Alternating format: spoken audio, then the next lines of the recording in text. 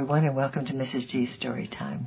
We are reading Patricia St. John Tells Her Own Story by Patricia St. John with permission of 10 of Those Publishing Company, and we are reading Chapter 14, Part 2. On his release, he bore faithful, open witness as a church leader until he died of cancer in his 40s. He was a gifted preacher and a Bible teacher and much respected by the fellow workers. Although these men reviled him as a Christian, when someone was needed to look after the union money, H, the only one they could trust, and so he became the union treasurer. A, who had the gift of writing beautiful Arabic hymns, very different from the rather badly written missionary translations, died as a young man of leukemia. M was converted on the TB ward. He came from the far Rift Mountains, a pious Muslim who told us later that when the doctor came to read to him the words of Jesus at night, he longed for a gun to shoot him.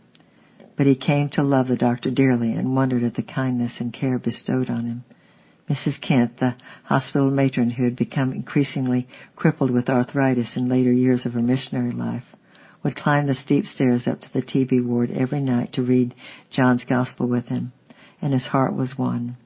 He became a ward orderly when his TB was healed and married a Christian student nurse. For many years he worked in the men's ward, a gentle, Christ-like figure, but died of heart failure in his 30s.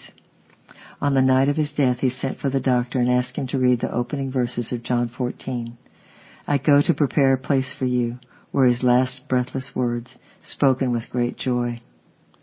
Z, also converted in the hospital and trained as a student nurse, was the brightest of our girls and showed every sign of becoming a strong leader among the women. She died suddenly under anesthetic during a tonsillectomy in her 20s. Why? Oh, why should they be taken from us when we needed them so badly? Has the enemy more power to hurt in his own territory? Did their Lord know that the way ahead was just too hard and transplant them to perfect them in a fairer climate? We shall never know. But we do know the devastation these bereavements caused.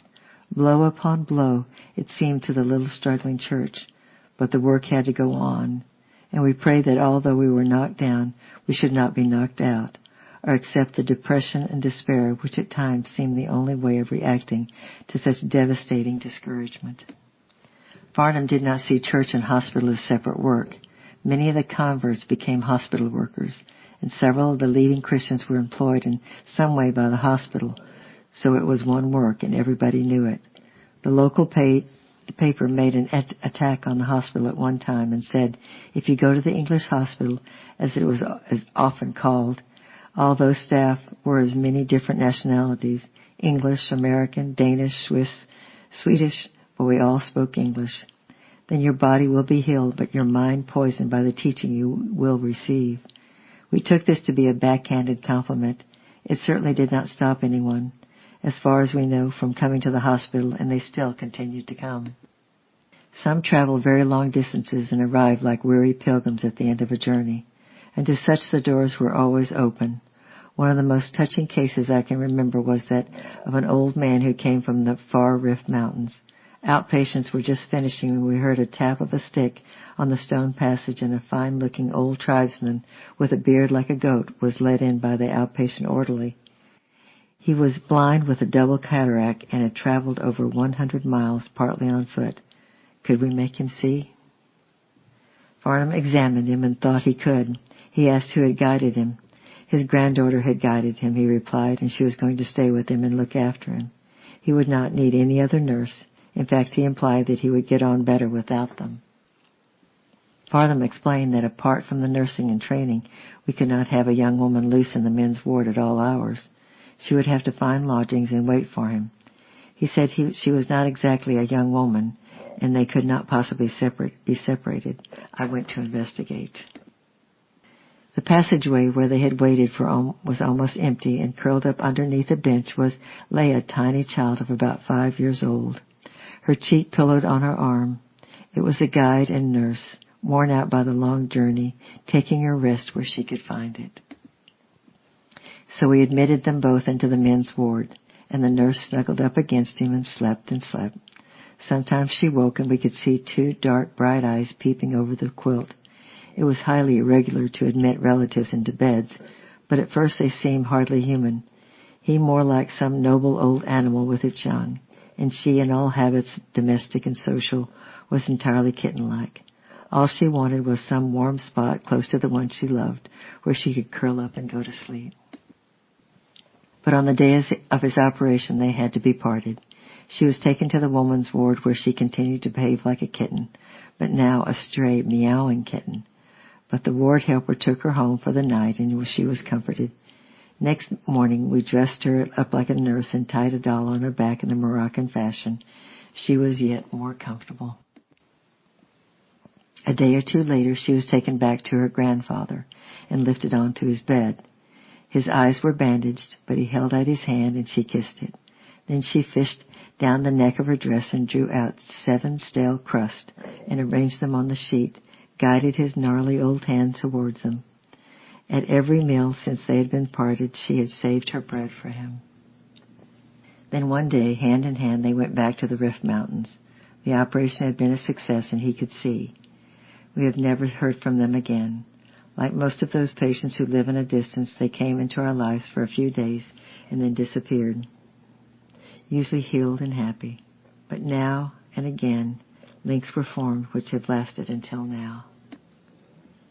A well-educated boy arrived from the neighboring town with a long-standing eye complaint. He had heard the gospel on the radio, but we did not know this at the time.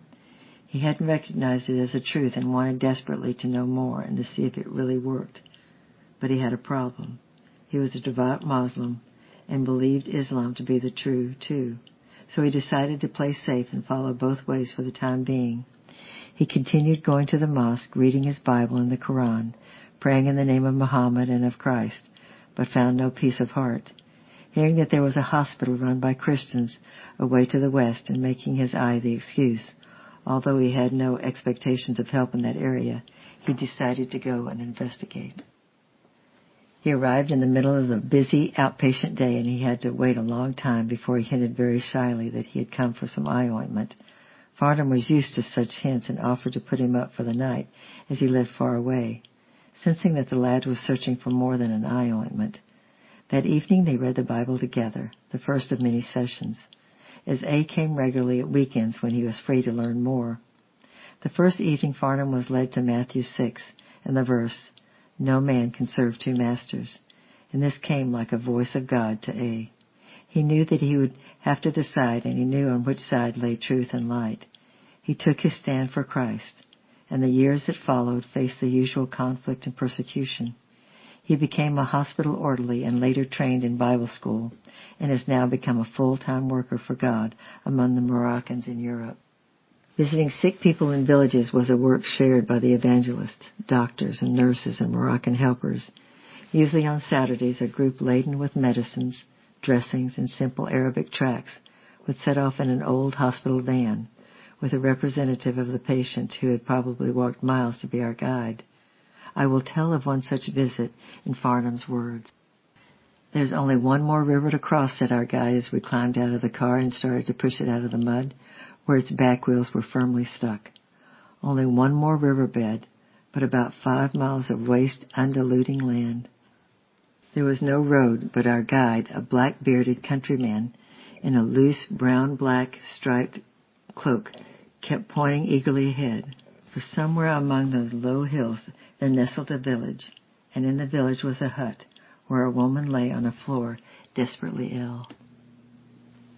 With a final tremendous bump, we topped the last rise, and the village lay in the hollow below us, shimmering in the heat, a collection of thatched bamboo huts surrounded by a hedge of prickly pear cactus. Every child and every dog in the settlement had come out to meet us. But at the sight of a motor car, the younger children gathered up their long skirts and scuttled in all directions with shrieks of terror and delight. "My wife is here," said our guide, and we stooped down and followed him through the low entrance to where the semi-darkness a youngish woman lay on a rush mat. Her 6 children hung around the door, beautiful, shy, dark-eyed children, smiling into the doctor's face. The woman had nephritis. Her husband would come back with us in the car. fetch the medicine, walk the 12 miles back, as he had walked the 12 miles to fetch us. Out in the sunshine we came, to find the whole village had collected to meet us. A crowd of men, smiling and friendly, squatted in the shade of the thatch. The women stood a little distance staring, and the children caught hold of our hands and pressed against us, pressed around us. For half an hour we had a... Let me do that whole thing again. The women stood a little distance staring, and the children caught hold of our hands and pressed around us. For half an hour we had a little village clinic, treating sores and headaches, giving out worm medicine and eye ointments, advising on the feeding of babies, and etc., etc. These people were shepherds, tillers of the soil, and we read them the story of the lost sheep. When the sheep was found, they threw back their heads and laughed. "Can you read?" said the doctor when he explained the story. They laughed at the very idea. "There is a boy who can read, but he's at the mosque in the next village today. He will read to us, leave us a book, and the rest of us are like beasts. Come again and tell us another story from your book." "Yes, come again, cried the children clustering around the motor, rushing, squealing up the hill as the engine started. But we had never been again. There were so many little villages nestled among the hills, so many sick in the big slums of the city, so many thronging the doors of the little hospital, and so few to go to them. So the work of the hospital carried on year after year. There was a faithful sowing and little reaping, and the fruit was indeed hand-picked. Through the witness of the medical work and the daily preaching of God's Word in outpatients in the wards, Christianity is respected in Tangier today, although the hospital as we knew it was shut nearly 20 years ago. The people stop one in the street and lament the closing of the hospital and weep for the doctor they loved. He was not a Muslim, one said, but he will be in heaven. His heart was clean. People knew what we stood for, even if they rejected our message. "She worked at the English hospital," I heard a taxi man say, looking at me. "There they treated us all like equals, and they never took bribes. The doctor was the kindest person I had ever met." I often thought that those lines written by Matthew Arnold of his father could have been written of Farnham. "If in the paths of the world stones might have wounded thy feet, toil and dejection have tried thy spirit of that we saw. Nothing, to us thou wast still, cheerful and helpful and firm. Therefore to thee it was given, many to save with thyself, and at the end of the day, O faithful shepherd, to come, bring thy sheep in thy hands." Fatima. He shall gather the lambs in his arms. Written on the death of a Moorish child who had been brought into the hospital incurable ill from a distant tribal village. She only longed for her father, who had returned home and whom it was impossible to trace. On the night of her death, he unaccountably arrived and carried her off to die in Funduck, the ruthless lodging place of the beasts of the burden and of the very poor. "I will die in my father's arms," she said, "amid scenes and faces I know, where donkeys stamp in the Funduck yard, where straw is scanty and cobbles are hard, and the Burnham squatters cook on the shard. There, 'tis there I long to go. Not among faces foreign and kind would I plunge to the straits of death, but under heaven's starry and free, in the well-known haunts of poverty, held to the heart that yearns for me, when I yield up my rattling breath, and through broken speech shall the questing love surge to her last alarms, that scorns no channel to heal and bless, unperceived through man's gentleness. She shall rest in her final helplessness in the everlasting arms, loving, unloved, seeking, unsought, knowing the while unknown. Denied all access, pursuing his quest, the tide steals in her long unrest. Through the peace of a father's ragged breast, he shall gather and bear his own. And tomorrow we'll read chapter 15, My Life at the Hospital. I love you, I'm praying for you, and we'll see you tomorrow. Bye-bye.